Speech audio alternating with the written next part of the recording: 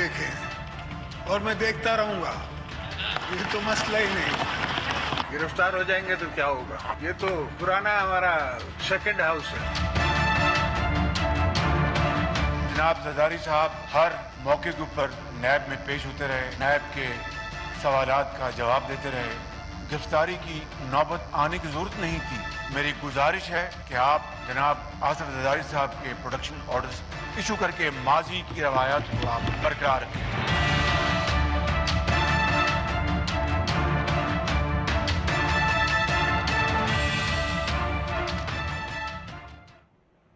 Welcome to news wise, मैं हूं आरिफा नूर। आज सबसे पहले हम बात करेंगे नेशनल अकाउंटेबिलिटी ब्यूरो के हाथों एक और बड़ी सियासी गिरफ्तारी का। आज इस्लामाबाद हाई कोर्ट की जानिब से जो मेगा मनी लॉन्ड्रिंग केस है उसमें साबिक सदर और पाकिस्तान पीपल्स पार्टी के शरीक चेयरमैन आसिफ अली जरदारी की जो ज़मानत मनसूख किए जाने के बाद नैब ने उनको शाम में गिरफ़्तार कर लिया। ये बहुत बड़ी गिरफ़्तारी है पाकिस्तान पीपल्स पार्टी के हवाले से। इससे पहले वो के स्पीकर सिंध असेंबली के आगा सिराज दुरानी साहब को भी गिरफ़्तार किया गया है, मगर ऑब्वियसली जो को चेयरपर्सन है पाकिस्तान पीपल्स पार्टी आसिफ अली जरदारी, वो तो बहुत सबसे बड़ी अहम शख्सियत है जमात की, और आज उनको भी गिरफ़्तार कर लिया गया। गो के काफ़ी अरसे से इसकी प्रेडिक्शंस हो रही थी और बहुत से लोग ये कह रहे थे कि अब कुछ ही वक्त रह गया है और किसी दिन भी उनकी गिरफ़्तारी हो सकती है। ये गिरफ़्तारी एक ऐसे वक्त पे आई है जब दोनों जो अपोजिशन की मेजर जमातें हैं, पाकिस्तान पीपल्स पार्टी और पाकिस्तान मुस्लिम लीग नवाज़, वो अकाउंटेबिलिटी के हवाले से उनके ऊपर काफ़ी मुश्किलात है। नवाज़ शरीफ साहब जो हैं वो इस वक्त जेल के अंदर हैं और आज आसिफ अली जरदारी साहब को भी नैब ने हिरासत में ले लिया है और कुछ कल वो उनको कोर्ट के अंदर पेश करके उनका रिमांड भी हासिल करेंगे। और साथ में जो अकाउंटेबिलिटी चली आ रही है उसी के रिएक्शन में इन सब पार्टीज़ ने ये फ़ैसला भी किया था कि ईद के बाद वो एक ऑल पार्टीज़ कॉन्फ्रेंस बुलाएंगे जिसके अंदर शायद वो ये फ़ैसला करेंगे कि हुकूमत के ख़िलाफ़ एहतजाज करना है और किस तरह करना है। इसके अलावा वैसे भी आसिफ अली जरदारी साहब जो थे, शायद उनकी सबसे ज़्यादा तनकीद थी नैब के हवाले से। उन्होंने एक से ज़्यादा दफ़े कहा कि नैब और मईशत इकट्ठी नहीं चल सकती। बाकी भी जमातों की तरफ से तनकीद हो रही थी, मगर शायद इतने सख्त अल्फाज सिर्फ इन्होंने ही इस्तेमाल किए। अब जबकि ये गिरफ़्तारी हो गई है तो हमें आगे क्या नज़र आ रहा है और क्या हो सकता है? क्या अब पाकिस्तान मुस्लिम लीग नवाज़ और पाकिस्तान पीपल्स पार्टी जो है वो मौलाना फजल रहमान के एजेंडे के करीब आ जाएंगे? क्या ये इकट्ठे होके एक एहतजाज की मूवमेंट शुरू कर सकते हैं या ये लीगली ही इन केसेस का मुकाबला करेंगे? इन सब इश्यूज़ पे बात करने के लिए हमारे साथ मौजूद हैं मजाज साहब जो एक सीनियर सहाफ़ी और तज्ज़ियाकार हैं, और फ़ोन पे हमें ज्वाइन करी हैं डॉक्टर नफीसा शाह साहिबा जो मरकज़ी सेक्रेटरी इत्तलात हैं पाकिस्तान पीपल्स पार्टी की। Welcome to the show both of you. Doctor साहिबा, आपसे शुरू करूंगी। क्या इस वक्त अब प्लान है पाकिस्तान पीपल्स पार्टी का? ये जो गिरफ्तारी है ये कोई एकदम तो हुई नहीं। आई थिंक काफ़ी अरसे से लोग कह रहे थे कि इस तरह का कोई इक़दाम या कदम उठाने जाएगी नैब। तो आप लोगों की अब आगे से क्या प्लानिंग है? आप लोगों ने क्या तय किया है कि किस तरह रिएक्ट करना है? देखिए, अभी बहुत ही शॉर्टली एक प्रेस कॉन्फ्रेंस होने वाली है। चेयरमैन साहब उसको एड्रेस करेंगे। फिर सीईसी की मीटिंग होगी, उसमें जो लाए अमल है वो तय होगा। लेकिन let me make it clear कि ये अरेस्ट जो है ये एक सियासी एक्ट है। इस अरेस्ट का कानून के साथ, रूल ऑफ लॉ के साथ, कानूनी प्रोसीजर्स के साथ कोई ताल्लुक नहीं है। ये अपनी जगह हकीकत है कि हम बेल जो है वो कैंसिल किया गया, लेकिन नैब इस प्रोसेस में इस वक्त अचानक इतनी तेजी से अरेस्ट का क्या मकसद था?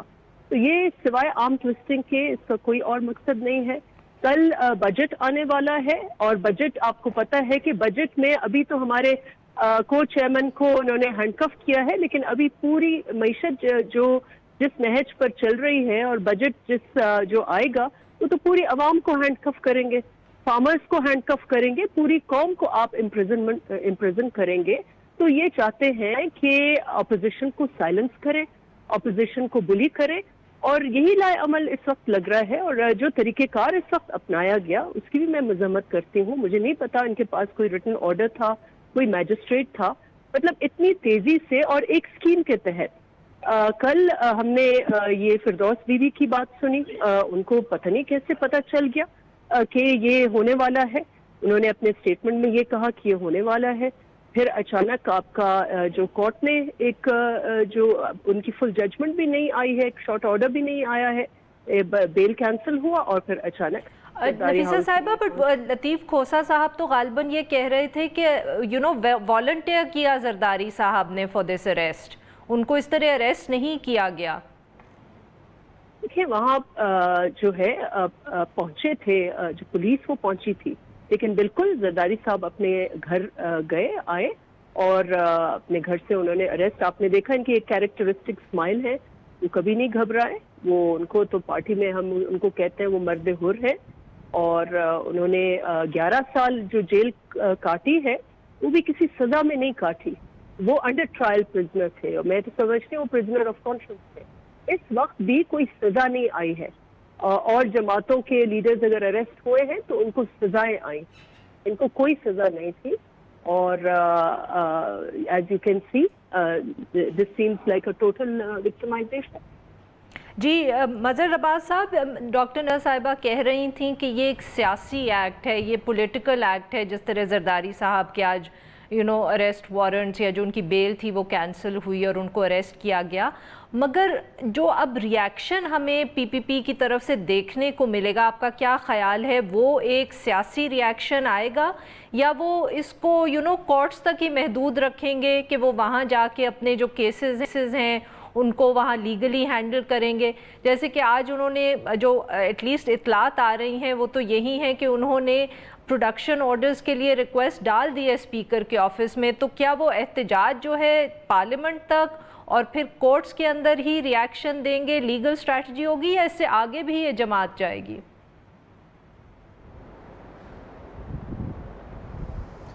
دیکھیں میرا خیال ہے مظاہرے وغیرہ تو ہوں گے، یقیناً ہوں گے، اس میں تو کوئی شک نہیں ہے. ابھی بھی میں کراچی پریس کلب میں بیٹھا ہوں، کراچی پریس کلب کے باہر پیپلز پارٹی کے کارکنوں نے مظاہرہ کیا ہے، تو مظاہرے تو یقیناً ہوں گے.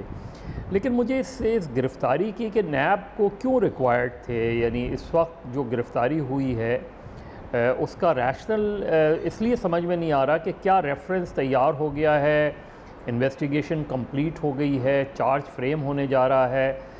دو صورتوں میں گرفتاری ہوتی ہے. ایک صورت وہ ہوتی ہے کہ جب آپ کوئی سوال نامہ بھیجیں، اس سوال نامے سے نیب سیٹسفائی نہ ہو، نیب اس نتیجے پر پہنچے کہ وہ صحیح سوالات کے جواب نہیں دے رہے، جو بارہا کہا بھی جاتا رہا ہے کہ لیکن زرداری صاحب ریگولرلی اپیئر ہوتے رہے ہیں عدالت میں.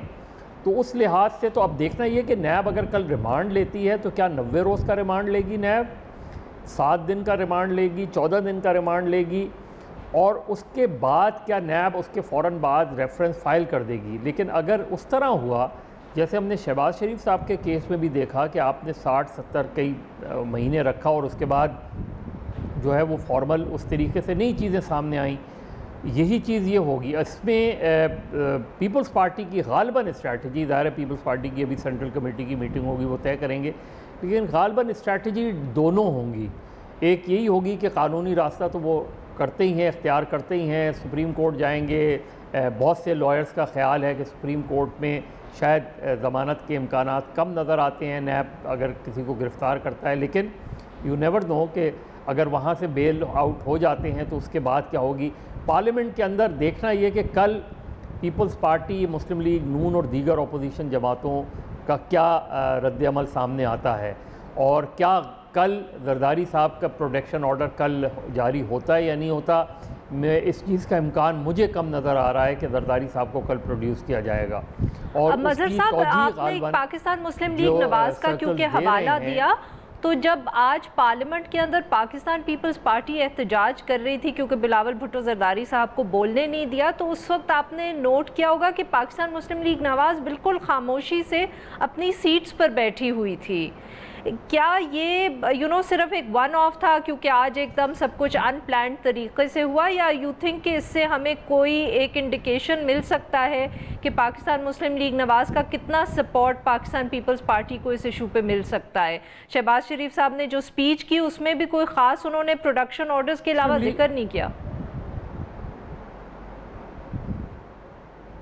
ہاں، میرا خیال ہے کہ انہوں نے اسٹارٹ تو ضرور اس پہ کیا تھا اور تھوڑا سا ڈس جوائنٹڈ پروٹیسٹ بھی لگ رہا تھا، آج کوئی کلیکٹیو اپوزیشن کا پروٹیسٹ نظر نہیں آ رہا تھا۔ اسی لیے میں نے کہا کہ کل دیکھنا ہے کہ کل اپوزیشن کس طرح کا احتجاج کرتی ہے، یہ بڑا امپورٹنٹ ہوگا۔ اور یہی چیز ہے کہ اگر اپوزیشن کے اندر وہ کریکس جو ہے وہ جس کی توقع کی جا رہی ہے کہ ایک ڈسٹرس موجود ہے، ایک ڈسٹنس اپنے آپ کو وہ ایک دوسرے سے کر رہے ہیں، اگر یہی چیز قائم رہی تو میرا خیال ہے گورنمنٹ کو اس سے بہتر صورتحال اور کوئی نصیب نہیں ہوگی کہ اپوزیشن کے اندر ایک ڈسٹرس رہے، کریکس رہیں اور ایک جوائنٹ اپوزیشن ابھر کر سامنے نہ آئے۔ اور یہی سب سے بڑا چیلنج ہوگا پیپلز پارٹی کے لیے۔ دوسرا اہم چیلنج ان کے لیے یہ ہوگا کہ کیا ان کا احتجاج زرداری صاحب اور نواز شریف کی رہائی یا ان کے مقدمات کے حوالے سے رہتا ہے، یا ایک لارجر کانٹیکس میں اور ایک لارجر ایشو کو وہ زیادہ فوکس کریں گے جس میں بجٹ آ رہا ہے، مہنگائی کی جو صورتحال ہے، جو پبلک ڈیمانڈز ہیں وہ ڈومینیٹ کریں گی، یا زرداری صاحب اور نواز شریف کی گرفتاریاں اور ان کے مقدمات ڈومینیٹ کریں گے۔ یہ سب سے امپورٹنٹ ہوگا اور اسی کے لحاظ سے دیکھنا ہے کہ وہ جو پروٹیسٹ کی کال اگر دی جاتی ہے، اگر پیپلز پارٹی آج کوئی کال دیتی ہے یا کوئی جوائنٹ اپوزیشن کا اجلاس بلاتی ہے، تو اگلے چند دن میں واضح ہو جائے گا کہ اپوزیشن کی اپنی یونٹی کہاں اسٹینڈ کر رہی ہے۔ جی مظہر صاحب، یہاں ہمیں ایک لینا ہوگا چھوٹا سا بریک۔ ناظرین، we'll be back after a short break اور اس کے بعد مظہر صاحب سے ہماری گفتگو جاری رہے گی۔ Stay with us. Welcome back ناظرین، ہم گفتگو کر رہے ہیں آصف علی زرداری صاحب کے اریسٹ کے حوالے سے اور ہمارے ساتھ موجود ہیں مظہر عباس صاحب۔ مظہر صاحب، بریک پہ جانے سے پہلے آپ نے یہی ذکر کیا تھا کہ اگر یہ دو جماعتیں جو ہیں پاکستان پیپلز پارٹی اور پاکستان مسلم لیگ نواز، اگر یہ پروٹیسٹ یا احتجاج کا فیصلہ کرتے ہیں تو احتجاج کریں گے کس چیز پہ؟ کیا یہ صرف آصف علی زرداری صاحب اور نواز شریف صاحب کے کیسز کے حوالے سے احتجاج کریں گے کہ جو لوگوں کے مسائل ہیں؟ تو یہاں پوچھنا آپ سے یہ ہے کہ جب ایک طرف ان کے کورٹ کیسز بھی چل رہے ہوں گے اور دوسری طرف شہباز شریف صاحب کو تو نہیں مگر آصف علی زرداری صاحب کے اگر پروڈکشن آرڈرز کا ایک جماعت کے لیے یہ ایک ایشو رہے گا کہ ان کے تعلقات سپیکر سے اچھے رہیں تاکہ پروڈکشن آرڈرز آتے رہیں، دوسری طرف پاکستان مسلم لیگ نواز کو خواجہ سعد رفیق کے پروڈکشن آرڈرز میں انٹرسٹ ہوگا، تو یہ کتنا کوئی احتجاج کر سکیں گے، خاص طور پہ جب آگے 2 مہینے بہت تیز اور سخت گرمی بھی ہے؟ دیکھیں، آج بہت شہباز شریف صاحب کی تقریر کا آپ نے ذکر کیا۔ شہباز شریف صاحب کی تقریر جو ہے وہ ان کے بیانیے کی عکاس نظر آ رہی تھی۔ اگر آپ دیکھیں کہ انہوں نے زرداری صاحب کے پروڈکشن آرڈر کی بات کی، انہوں نے خواجہ سعد رفیق کے پروڈکشن آرڈر کی بات کی، لیکن انہوں نے پی ٹی ایم کے لیڈرز کی پروڈکشن آرڈر کی بات نہیں کی۔ انہوں نے بالکل اسی طریقے سے ان کا فوکس، بہت سے لوگوں کا خیال تھا کہ ان کا فوکس کم سے کم آج کے دن تک صرف اس چیز پر ہوتا جو زرداری صاحب کی گرفتاری ہوئی ہے اس میں، لیکن وہ ایک اپوزیشن لیڈر کی ایک جنرل اسپیچ جو تھی وہ ان کی اسپیچ نظر آ رہی تھی۔ تو آج مسلم لیگ نون کے اندر شہباز شریف کا بیانیہ زیادہ نظر آ رہا تھا نواز شریف کے بیانیے کے مقابلے میں۔ اب آج جب پیپلز پارٹی ڈیسائیڈ کرے گی، پھر کل بلاول بھٹو تقریر کی کوشش کریں گے۔ یاد رکھیں کہ رولز اور بزنس کے تحت بجٹ سیشن میں اور بجٹ تقریر کے وقت کوئی اور بزنس ہوتا نہیں ہے ماں سوائے اس کے کہ فائنانس منسٹر یا فائنانس ایڈوائزر بجٹ پیش کرتے ہیں۔ لیکن اپوزیشن ڈیفینیٹلی چاہے گی کہ کل بلاول بھٹو بھی بولیں، شہباز شریف بھی بولیں، تو مجھے لگتا ہے کہ اچھا خاصا ہنگامہ کل ہو سکتا ہے، اور اسی میں ہمیں نظر آئے گا کہ یہ جوائنٹ اپوزیشن کا پروٹیسٹ ہوگا یا سب اپنا اپنا پروٹیسٹ کریں گے۔ یہ ایک چیز بالکل طے ہے کہ سیاسی درجہ حرارت اگلے چند دنوں اور ہفتوں میں ہمیں بڑھتا ہوا نظر آئے گا۔ اسی میں مولانا فضل الرحمان کا بڑا امپورٹنٹ رول ہے، بلاول بھٹو کا بہت امپورٹنٹ رول ہے، اور مریم نواز صاحبہ کا بہت امپورٹنٹ رول ہے. یاد رکھیں کہ کل جو ہے وہ نواز شریف صاحب کی غالباً اپیل کی بھی سماعت ہے اور خود مریم نواز کے اوپر بھی ابھی اپیل کی تلوار لٹکی ہوئی ہے. وہ ان کی سزا ضرور معطل ہے لیکن بہرحال ابھی اس کا فیصلہ ہونا ہے. تو مریم نواز مظہر صاحب آپ نے مریم نواز صاحبہ کا ذکر کیا اور شہباز شریف صاحب کے کیونکہ آپ نے بیانیے کا ذکر کیا تھا تو مریم نواز صاحبہ کا بھی لہجہ تو آبویسلی اگریسو ہی لگتا ہے جیسے پہلے تھا مگر اب وہ تنقید کا نشانہ صرف حکومت کو بناتی ہیں. الیکشن سے پہلے ان کے اور نواز شریف صاحب کے ٹارگیٹس پی ٹی آئی کے علاوہ بھی بہت سے تھے مگر اب اور کسی کا ہمیں ذکر سننے کو نہیں ملتا. اب ذکر صرف پاکستان تحریک انصاف کا ہی ملتا ہے تو بیانیہ تو وہاں بھی تبدیل نہیں ہو چکا. جی بالکل. میں نے پہلے میرا خیال ہے آپ کے پروگرام میں یا کسی پروگرام میں میں نے یہ بات کی تھی کہ جو اب نواز شریف صاحب کا بیانیہ ہے اس کے اندر اسٹیبلشمنٹ کا ذکر نہیں ہوگا, اس کے اندر جوڈیشری کا ذکر نہیں ہوگا. وہ فوکس ہوگا تحریک انصاف اور عمران خان کے اوپر اس میں اور وہی اسٹریٹجی نظر آتی ہے. تو اپوزیشن کا جو بیانیہ ہے اس میں کوئی ابھی تک ایک مشترکہ بیانیہ کوئی نہیں سامنے آیا. آج اگر مولانا فضل الرحمان کی آپ جو انہوں نے کل تقریر کی تھی تو وہ ریاست کو انہوں نے مخاطب کیا تھا کہ ریاست کا نیا بیانیہ آنا چاہیے اور اس کے لیے انہوں نے کہا تھا کہ وہ اس کو سپورٹ کرنے کو تیار ہیں لیکن ریاست کا ایک نیا بیانیہ بننا چاہیے. اب اس سے مراد ان کی کیا ہے کہ نیا بیانیے سے ان کی کیا مراد ہے. تو مولانا فضل الرحمان کا سب سے امپورٹنٹ رول ہے کیونکہ وہ انہوں نے اپنے لوگوں کو بھی موبلائز کیا ہوا ہے, اپنی مرکزی شورا سے بھی اپروول لی ہوئی ہے, انہوں نے اپنی پوری اسلام آباد کی ایک اسٹریٹجی بنائی ہوئی ہے اور تھوڑا سا انہیں مایوسی زرداری صاحب اور نواز شریف کے رویوں سے رہی ہے کہ وہ اس طریقے سے ان کے ساتھ نہیں آئے. اب لیٹلی ضرور انہوں نے سپورٹ کیا مولانا فضل الرحمان کو لیکن ابھی بھی مجھے اپوزیشن کنفیوز نظر آ رہی ہے. اگر اس سے مقابلے میں دیکھیں تو عمران خان اور تحریک انصاف اپنے اس بیانیے کو مارکیٹ کرنے میں کامیاب رہی ہے اور رہے گی جس میں وہ یہ سمجھتے ہیں کہ جی زرداری صاحب اور نواز شریف دونوں نے پچھلے 10 سالوں میں ان کے بقول سب سے زیادہ لوٹا ہے, ان کے اوپر شدید قسم کے کرپشن کے کیسز ہیں. وہ یہ بھی کہتے ہیں کہ آج جو مہنگائی ہے وہ ان کی وجہ سے ہے اور ان دونوں کی گرفتاری کو وہ اپنی وکٹری کے طور پہ پیش کر رہے ہیں. وہ اپنے سپورٹرز میں اپنے ووٹرز میں ایز اے وکٹری پیش کر رہے ہیں کہ میں نے آپ سے وعدہ کیا تھا کہ یہ دونوں جیل میں ہوں گے, دیکھیے آج دونوں کو میں نے جیل میں ڈال دیا. لیکن کیا اس سے پاکستان میں سیاسی استحکام آئے گا, اس سے پاکستان میں معاشی استحکام آئے گا اگر پولیٹیکل انریسٹ بڑھتا ہے؟ اور خاص طور پہ بجٹ سے پہلے میرا خیال ہے چاہے یہ ظاہر بظاہر تو یہ کو انسیڈنٹ لگتا ہے لیکن اس میں اس وقت بجٹ کا پاس ہونا وہ میرا خیال ہے مجھے الٹیمیٹلی لگتا ہے کہ شاید جوائنٹ سیشن کی طرف جائے کیونکہ سینٹ میں اس کے پاس ہوتے ہیں کیا امید نہیں لگتی. لیکن سب سے امپورٹنٹ نقطہ یہی ہوگا کہ اپوزیشن کیا یونائٹڈ ہوگی اور یونائٹڈ ہوگی تو کس بیانیے پہ یونائٹڈ ہوگی. جو بہت بہت شکریہ مظہر صاحب, آپ نے وقت نکالا اور ہم سے بات کی. ناظرین ناؤ ویل شارٹ بریک اور جب ہم بریک سے واپس آئیں گے تو ہم بات کریں گے اکنامک سروے کی جو آج حکومت نے ایک پریس کانفرنس میں پریزنٹ کر دیا. Stay with us.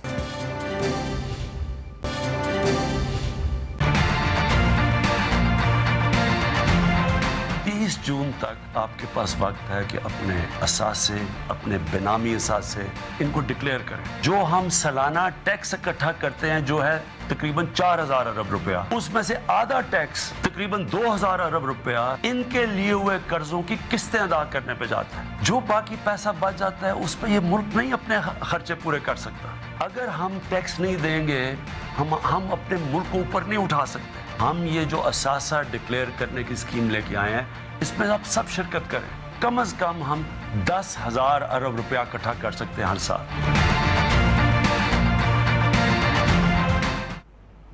Welcome back. Programme کے اس حصے میں ہم ذکر کریں گے جو اکنامک سروے 2018-19 ہے یعنی کہ اقتصادی سروے برائے مالی سال 2018-19 کا جو آج پاکستان تحریک انصاف کی حکومت نے اس کو لانچ کر دیا जो एडवाइज़र है फाइनेंस पे हफीज़ शेख साहब, उन्होंने एक प्रेस कॉन्फ्रेंस की जिसमें उन्होंने तफसील जो थी वो शेयर की लोगों के साथ। जो भी उन्होंने बातें की वो इससे पहले कुछ ना कुछ हम रिपोर्टिंग देख ही रहे थे उस पर, और उन्होंने कोई आज ऐसी बात नहीं की जो कि बहुत नई या सनसनीखेज़ थी।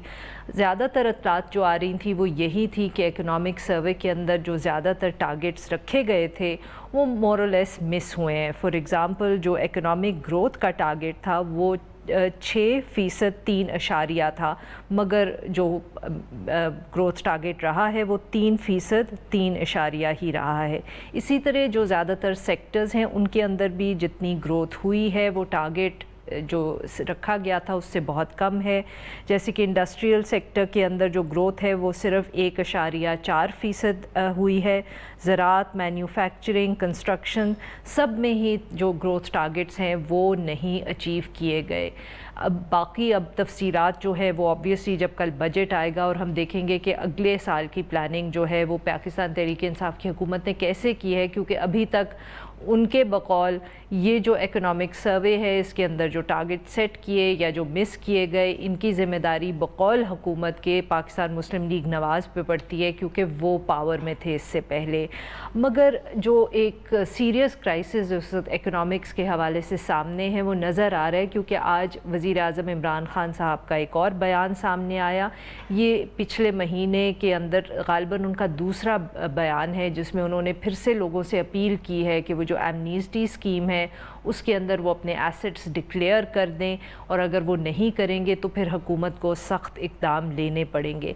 मगर क्या ये काफ़ी होगा, क्योंकि जो बहुत सी इतलात आ रही हैं कि जिस किस्म के टारगेट्स IMF के प्रोग्राम के नीचे अब सेट किए जाएंगे रेवेन्यू के हवाले से ख़ास तौर पर और एक्सपेंसेस कम करने के हवाले से, वो अभी से लोग कह रहे हैं कि अचीवेबल नहीं है और हो सकता है कि हुकूमत उनको फिर मिस कर दे।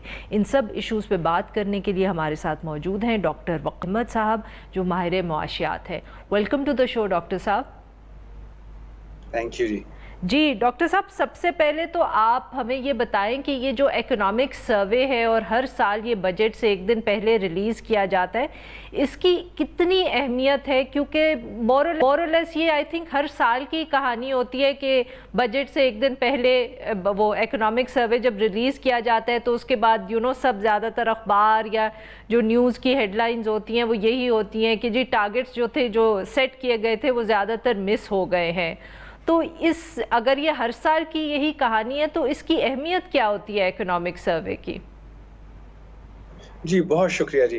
अहमियत जो है इसकी बहुत ज़्यादा है और आप उसको इस तरीके से उसका अंदाज़ा लगा सकती हैं कि देयर इज़ रीज़न कि उसको बजट से एक दिन पहले हमेशा पेश किया जाता है और उसकी जो मेन खद्दोखाल होते हैं, उसके जो मेन कंटूर्स होते हैं उसको कैबिनेट अप्रूव करती है इससे पहले कि इसको शेयर किया जा सके।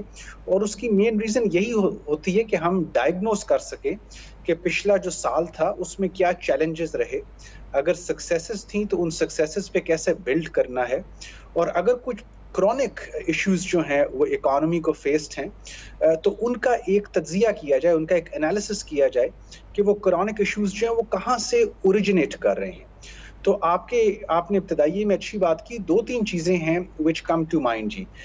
एक तो ये है कि बहुत अरसे से हम देख रहे हैं कि इकोनॉमिक सर्वे का जो एक एनालिसिस की पावर है वो ओवर टाइम वैसी नहीं रही, जितना सोफिस्टिकेटेड एनालिसिस हमें इकोनॉमी पे प्रोड्यूस करना चाहिए उतना अच्छा गालिबन नहीं रहा। आज के भी इकोनॉमिक सर्वे में आप देखेंगे कि जो अगर ग्रोथ डिक्लाइन की है तो उसकी रीजंस फॉर डिक्लाइन जो हैं वो उस तरीके से एनालाइज नहीं की गई जिस तरीके से किए जाने चाहिए थे। हमें सेक्टर स्पेसिफिक रीजंस जो हैं वो देनी चाहिए। आपने बिल्कुल सही बात की कि इंडस्ट्री में ग्रोथ रेट प्लमेट कर गया है, एग्रीकल्चर में कर गया है, और उसकी सेक्टर स्पेसिफिक रीजंस होंगी जिसमें हमें जाना चाहिए amongst other things like political instability और जो भी मैक्रो लेवल रीजंस हो सकती हैं। दूसरा ये भी इक्तिसादी सर्वे जो आपका आता है उसकी ये भी अहमियत होती है कि बिजनेस कम्युनिटी آپ کے ڈیولپمنٹ پارٹنرز اور ڈونرز بہت غور سے اس کو دیکھ رہے ہوتے ہیں، کیونکہ ان کے لیے یہ ایک قسم کی بائبل ہوتا ہے. ان کو سمجھ آتی ہے اس ڈاکیومنٹ سے کہ اچھا جی اس اکانومی کے اندر گیپس کہاں ہیں، اس اکانومی کی اسٹرینتھس کیا ہیں، اس کی ویکنسز، اس کی اپرچونٹیز کیا ہیں. تو آپ کے پاس ایک اپرچونٹی ہوتی ہے اس ڈاکیومنٹ کے تھرو اپنا ایک قسم کا SWOT انالیسس جو ہے، اسٹرینتھ، ویکنسز، اپرچونٹیز اور تھریٹس پیش کرنے کی for your development partners, for those people جنہوں نے اس ملک میں فورن ڈائریکٹ انویسٹمنٹ لے کر آنی ہے، اینڈ فار ڈونرز. جی ڈاکٹر صاحب، تو یہ جو آپ نے بات کی کہ ہمیں انالیسز اس میں نہیں ملتا، تو اسی حوالے سے اگر آپ جیسے مینوفیکچرنگ سیکٹر کی بات کریں، یہ ہم ہر سال سنتے ہیں کہ ہمارا مینوفیکچرنگ سیکٹر جو ہے شرنک کر رہا ہے یا اس میں اتنی گروتھ نہیں ہوئی جو ہونی چاہیے. تو مگر یہ اب اگر ایک اکانومی کا کرونک سیکٹر ہے یا کرونک پرابلم ہے جو ہمیں اکنامک سروے ہائی لائٹ کر کے دے رہا ہے، تو ہم اس کے مگر سلوشن تک کیوں نہیں پہنچ رہے؟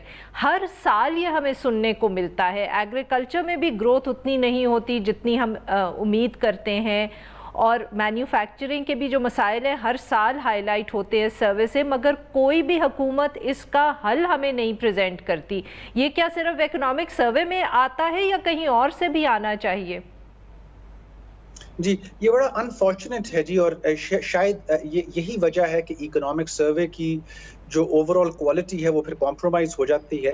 اگر ایگریکلچر اور مینوفیکچرنگ کے اندر ہم اپنے ٹارگٹس کو نہیں اچیو کر پا رہے تو اس کا اسینشلی مطلب یہ ہے کہ کچھ اسٹرکچرل پرابلمس ہیں آپ کے ایگریکلچر میں، کراپ سیکٹر میں، لائف اسٹاک سیکٹر میں، لارج اسکیل مینوفیکچرنگ میں، اور ان اسٹرکچرل پرابلمس کا جو ہے وہ ڈائگنوسس ہونا چاہیے. مجھے یاد ہے کہ آپ ہی کے ٹیلی ویژن کے اوپر پچھلے سال میں نے آپ کے توسط سے جو ہے وہ یہ ریکویسٹ کی تھی کہ جو آپ کی پیئر کنٹریز ہیں، جو پاکستان کی طرح کے ممالک ہیں جن کو پاکستان کی طرح کی پرابلمس ہیں، ان کے ساتھ ایک موازنہ جو ہے وہ دیا جائے اکنامک سروے کے اندر. ہمیں بتایا جائے کہ وہ ملک جو ہیں ان کی مینوفیکچرنگ سیکٹر جو ہے، یا بنگلہ دیش کی ایکسپورٹس جو ہیں، یا کمبوڈیا، ویتنام کی ایکسپورٹس جو ہیں، وہ کیسے انہی سرکمسٹانسز کے اندر جو ہیں وہ گرو کر جاتی ہیں. ان کو بھی انہی گلوبل آئل پرائسز یا گلوبل کموڈٹی پرائسز کے ساتھ ان کا بھی انٹرفیس ہوتا ہے. ان کو بھی میجورٹی یا پریڈومیننٹلی یہی پری کنڈیشنز ملتی ہیں مینوفیکچرنگ سیکٹر کے لیے. تو ایک قسم کا وہ موازنہ جو ہے وہ ہمیں ایگریکلچر میں بھی ملنا چاہیے، وہ مینوفیکچرنگ سیکٹر میں ملنا چاہیے، سروسز میں، آپ کے ایکسپورٹس کے ڈائگنوسس میں وہ ہونا چاہیے. جی بہت بہت شکریہ ڈاکٹر وقار صاحب، آپ نے والا اور ہم سے بات کی. ناظرین now we'll take a short break, اور جب ہم بریک سے واپس آئیں گے تو ہم اسی اکنامک سروے اور اکانومی کے حوالے سے گفتگو جاری رکھیں گے. اسٹے ود اس.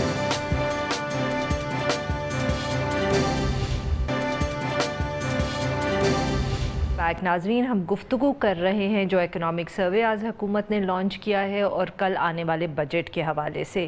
جی اور ہمارے ساتھ جوائن ہمیں کر رہے ہیں حسان خاور صاحب جو ماہر معاشیات اور پبلک پالیسی ایکسپرٹ ہیں. ویلکم ٹو دا شو حسان صاحب. حسان صاحب تو آپ نے نوٹ کیا ہوگا کہ تقریباً ایک مہینے کے اندر وزیر اعظم عمران خان صاحب نے دوسری دفعہ آ کے اپیل کی ہے کہ ایمنیسٹی اسکیم جو ہے لوگ اس سے اویل کریں اور اپنے ایسٹس کو ڈکلیئر کریں. تو یہ اس کی وجہ کیا ہے کہ وزیر اعظم کو 2 دفعے آ کے خود یہ کیوں اناؤنسمنٹ کرنا پڑا اور وہ بھی بجٹ سے ایک دن پہلے؟ عارفہ دیکھیں بات یہ ہے کہ یہ جو ایسٹ ڈکلیریشن اسکیم ہے یہ آپ کو پتہ ہوگا کہ اس پہ بہت زیادہ کرٹیسزم ہوا جی، اسپیشلی اس حکومت پہ، کیونکہ یہ اس کے خلاف تھے، اس کانسیپٹ کے خلاف تھے. تو ان کے لیے یہ ایک بہت امپورٹنٹ مسئلہ ہے کہ یہ اسکیم کتنی کامیاب ہوتی ہے. اور آپ کو پتہ ہے اس پروگرام میں بھی ہم نے بات کی، باقی لوگوں نے بھی یہ کہا کہ اس دفعہ چانسز بہت کم ہے کہ یہ اسکیم کامیاب ہوگی. تو کیونکہ ایک تو وقت بھی بہت کم تھا سنس دا لاسٹ اسکیم. جی دیکھیں کئی وجہ ہیں. ایک تو بات یہ ہے کہ وقت بھی کم تھا. دوسرا دیکھیں کہ ملک میں ایک جنرل اکنامک انریسٹ کی کیفیت ہے. نیا بجٹ آنے والا ہے، لوگوں کو پتہ نہیں کہ کیا ہوگا. پھر یہ ہے کہ کچھ لوگوں جنہوں نے ڈکلیئر کرنا تھا، جو اس ورچ پہ تھے، انہوں نے لاسٹ ٹائم بھی ڈکلیئر کر دیا. اور پھر ایک بات یہ ہے کہ یہ اس دفعہ انہوں نے ایک اچھا سٹیپ بھی لیا کہ انہوں نے کہا کہ وہ پیسے اکاؤنٹ کے اندر ہوں تاکہ لوگ فیوچر ارننگس کے اگینسٹ نہ کلیم کر لیں. ایسے بھی ہوتا رہا تو وہ بھی نہیں ہو رہا. تو اس وجہ سے کلیکشن نہایت کم ہے. مطلب جو لوگ بتاتے ہیں وہ تو کہتے ہیں کہ ابھی شاید 10 کروڑ سے بھی کم کو 5-5.5 کروڑ کی صرف کلیکشن اس میں ہوئی ہے، which is nothing. بس وہ تو کچھ بھی نہیں ہے، کیونکہ پچھلی دفعہ کہتے ہیں 1 بلین سے زیادہ کی کلیکشن زیادہ تھا کافی. पिछली दफ़ा ज़्यादा था, तो इस दफ़ा तो इट्स अ पेल्ट्री सम। तो ये शो करता है एक अनरेस्ट के वो प्राइम मिनिस्टर को जाकर उन्होंने रिक्वेस्ट की कि आप जाकर लोगों से अपील करें और फिर देखें कि लोग क्या करते हैं। लेकिन मुझे लगता नहीं कि प्राइम मिनिस्टर की अपील से स्टेज पे कोई बहुत बड़ा फ़र्क पड़ेगा। मुश्किल लगता है। हसन साहब, इसी से जो कनेक्टेड दूसरा सवाल है, क्योंकि वज़ीर आज़म साहब भी बार बार उसका वो जिक्र करते रहते हैं, वो है टैक्स का, कि टैक्स कलेक्शन को बेहतर करना है, लोगों को टैक्सेस देने हैं। इसी हवाले से आप भी ट्विटर पे बात कर रहे थे कि इस दफ़े जो टारगेट सेट किया गया है IMF के प्रोग्राम के नीचे, वो 5 ट्रिलियन से ऊपर का है। तो ये किस तरह मीट होगा, जब जैसे आपने खुद कहा कि एक तरफ डिस्ट्रस्ट है, इकोनॉमिक अनरेस्ट है, साथ में जो ग्रोथ है वो भी स्लो डाउन कर गई है, तो ये क्या हम फिर एक ऐसा टारगेट सेट करें मिस करने के लिए? अरफा, हमें ये समझना पड़ेगा, पहली बात तो ये है कि इसके बगैर अब चारा कोई नहीं है। क्योंकि देखें, हमने अपना फिस्कल डेफिसिट कंट्रोल करना है। प्राइमरी डेफिसिट की इस दफ़ा IMF बात कर रहा है 0.6 पे, वो कहते हैं अब लाएं, इवेंचुअली वो चाहते हैं हम सरप्लस में आए प्राइमरी डेफिसिट में, ताकि हम अपने लोन्स पे करने के काबिल हों। अच्छा, अब उसके दो ही तरीके हैं, या आप रेवेन्यू बढ़ाएंगे या आप एक्सपेंडिचर कम करेंगे। अब एक्सपेंडिचर आप शॉर्ट टर्म में डेवलपमेंट तो कट कर सकते हैं, लेकिन बाकी तो आपको पता है गवर्नमेंट की सैलरीज़ वगैरह हैं वो आप कम बहुत जल्दी नहीं कर सकते। तो फोकस सारा रेवेन्यू पे है। तो इसलिए ये लोग तकरीबन 5.5 ट्रिलियन की बात कर रहे हैं। अगर इस दफ़ा 4 हो गया तो हम 1.5 ट्रिलियन ऊपर जाने की बात कर रहे हैं। उसमें पेपर की हद तक तो एक प्लान ज़ाहिर है गवर्नमेंट बनाएगी, और जब कल बजट आएगा तो हम देखेंगे कि उसमें वो चीज़ें होंगी। लेकिन ये किस हद तक अचीवेबल है, इस पर बहुत बड़ा क्वेश्चन है। कुछ तो उनका ये ख्याल है कि तकरीबन 500-600 अरब रुपया तो ये अपना इन्फ्लेशन से, GDP ग्रोथ से वो आएगा।